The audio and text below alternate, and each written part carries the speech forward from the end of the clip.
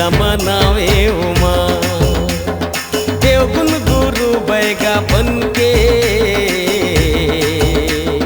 तो हिला मनावे उमा। आठों पहर तोर चावर डुला के, आठों पहर तोर चावर डुला के अमली माँ झुलवा बंधावे उमा। तो हिला मनावे उमा।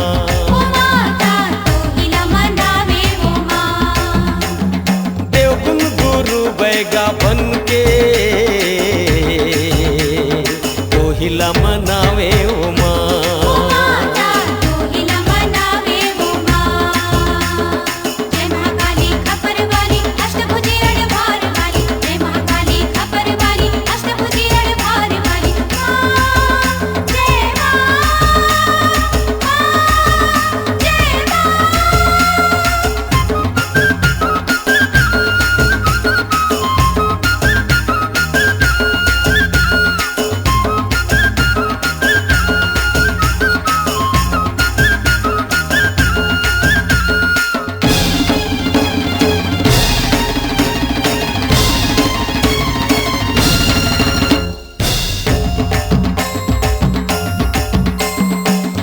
महिमा नहीं जानिन वो माता पटना के जादूगरनी। मैया पटना के जादूगरनी। मारन उच्चाटन विद्या सीखिन सीखिन जादू मोहनी। मैया सीखिन जादू मोहनी। चुटकी चमारिन नेवता धोबिन, चुटकी चमारिन नेवता धोबिन जमोला पथरा बनावे उमा। तो हिला मनावे उमा।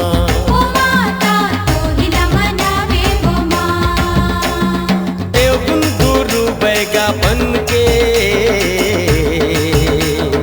तो हिला मनावे उमा।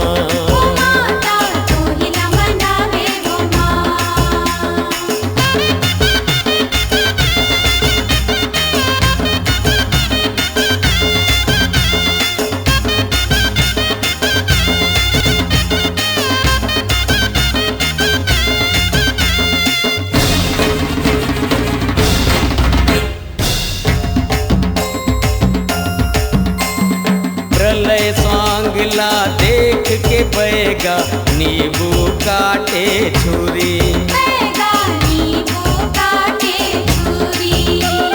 तोला रोके बरतरिया को दिस आगर छे गोरी। देवता धामी मन पथरा होके, देवता धामी मन पथरा होके शरण शरण गोहरावे उमा। तो हिला मनावे उमा।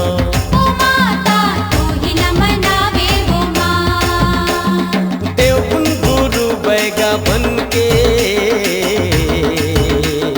तो हिला मनावे उमा।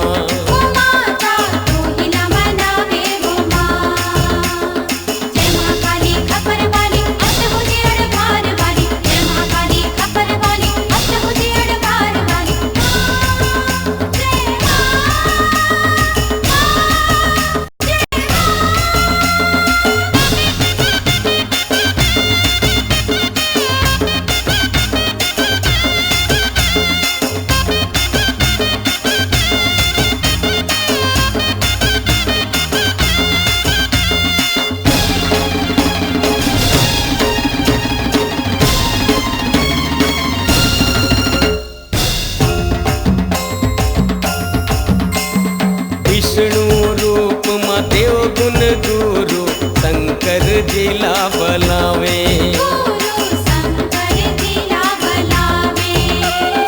अष्टभुजी माँ दक्षिण काली छाती माँ पाँव मढ़ावे। महाकाल ला देख के मैया, महाकाल ला देख के मैया 9 दिन ले आंसू बहा